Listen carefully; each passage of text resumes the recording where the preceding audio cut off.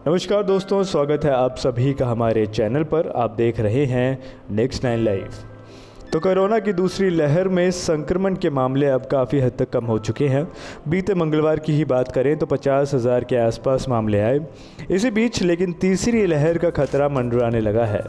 IIT Kanpur के वैज्ञानिकों का दावा है कि अगर सावधानी नहीं बरती गई तो इस महीने देश में कोरोना की तीसरी लहर आ सकती है। आपको बता दें कि वरिष्ठ वैज्ञानिक प्रोफेसर राजेश रंजन और प्रोफेसर महेंद्र वर्मा ने गणितीय मॉडल के आधार पर दूसरी लहर के आंकड़ों, समय और बाकी डाटा के बेसिस पर विश्लेषण किया है और इस चीज़ का दावा किया है।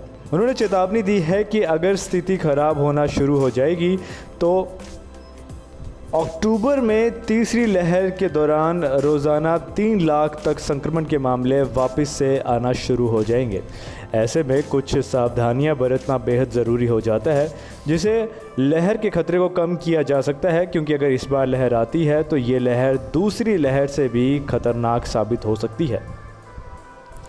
तो सबसे पहली चीज़, जैसा कि आप जानते हैं लेकिन कई बार भूल जाते हैं, मास्क पहनना। वैज्ञानिकों ने चेतावनी दी है कि अगर लोगों ने मास्क लगाने जैसे नियम का पालन करना छोड़ा तो कोरोना की लहर जल्दी आ जाएगी। हो सकता है कि वे अक्टूबर से भी पहले आ जाए, लेकिन अगर लोग कोविड नियमों का पालन बेहतर ढंग से करते रहेंगे तो लहर का पीक उतनी देर तक नहीं आएगा। उनका कहना है कि सावधानी नहीं बरती गई तो तीसरी लहर का पीक अगस्त से अक्टूबर के बीच कभी भी आ सकता है। अगली चीज़, जैसा कि दोस्तों आप जानते हैं कि सुरक्षित शारीरिक दूरी बनाना बहुत ज़रूरी है। कोरोना से बचने के लिए सुरक्षित शारीरिक दूरी अपनाना अति आवश्यक है।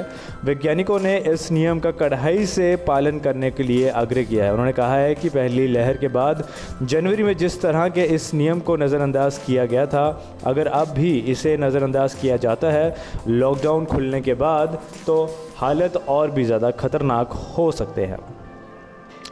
और दोस्तों आखिर में सबसे ज़रूरी चीज़, टीकाकरण। वैज्ञानिकों का कहना है कि अगर अभी से मास्क और सुरक्षित शारीरिक दूरी जैसी सावधानियां बरती गई और देश में टीकाकरण का काम तेज़ी से चलता रहा तो तीसरी लहर के आने में देरी हो सकती है और स्थिति अधिक भयानक नहीं होने वाली है।